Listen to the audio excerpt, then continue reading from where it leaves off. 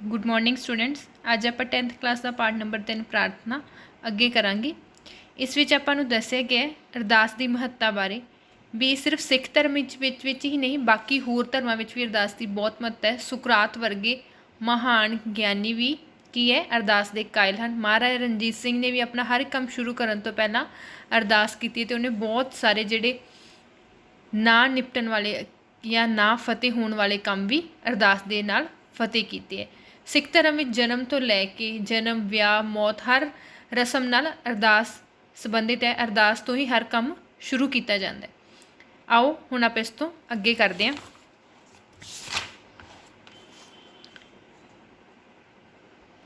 इस तो पहले आप पढ़ रहे थे कि महाराजा रणजीत सिंह का एक धाड़वी योद्धा सी जिहड़ा कि है महाराजा रणजीत सिंह का बागी हो जाता आकी हो जाता है तो उन्होंने एक कैदखाने में बंद कर दिता है। कैदखाने में पोथियां पढ़ता है। पोथियां कहते छोटे जिहड़े धार्मिक पुस्तकां होंदियां तो वह पढ़ता है तो उन्होंने की है परमात्मा प्रति एक चिणक जी लग जाती है। आओ अगे रीड करते हैं।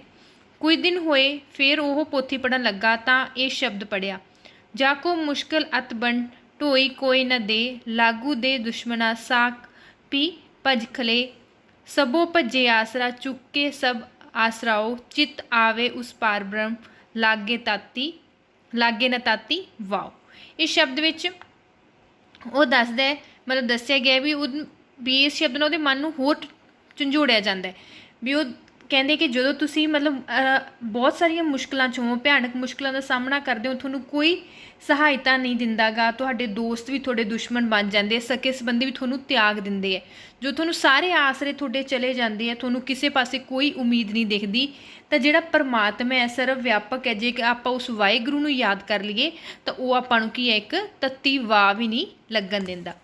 ये सारा शब्द पढ़ के कैदी नूं वड्डा आनंद प्राप्त होया ते अपने आप विच ही वो कहन लगा कि अगे मैं अपने आप नूं अत दुखी समझदा हाँ पर हुण मैं आनंदित हाँ। मेरे सब संकट निवृत्त हो गए जिसका कारण ईश्वर पुर भरोसा ते उसकी बेअंत दया है। मेरा दिल जो समुंदर दीयां लहरां वांग डोल रहा सी हुण शांत है। इस प्रकार करतारपुर भरोसा करके सच्चे पातशाह ने ते उपासना थो ये उपाधि सौखी हो गया सुखी हो गया तो उसके सब संकट निवृत्त हो गए।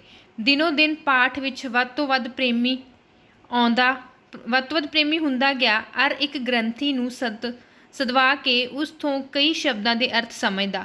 इन्हां गल्लां दा फल ये होया कि कैदी दा वरतों वरतारा होर दा होर हो गया।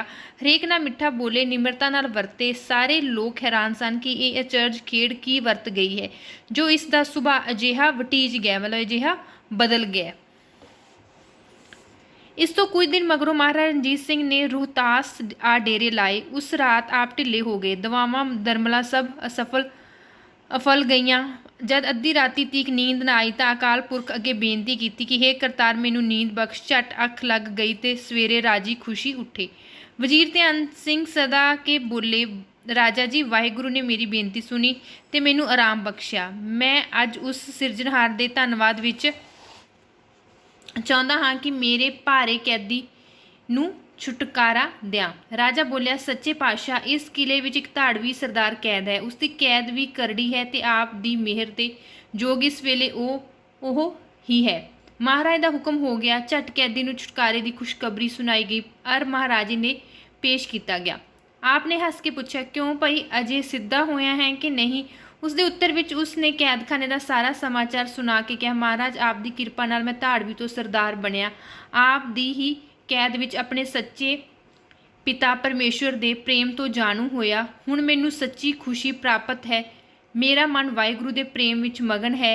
इस कैद तो ही इसकी बेअंत दया नाल खलासी हुई है ते अंत नूं ही महाभोजल तो उसने छुटकारा बख्शना है। महाराजा ये गल्लां सुन के वड्डा प्रसन्न होया ते उसनूं फिर सरदारी देन लगा पर उसने नक ना धरिया भाव उसने सरदारी लैनी प्रवान ना की। प्यारे पाठकों रता सोचो कि परमेश्वर पुर निश्चा करना ते उसकी सेवा विच प्रार्थना करनी मन नूं किड्डे शांतिदायक हैं। दुख संकट कष्ट कुछ भी दुखदाई नहीं भासदे।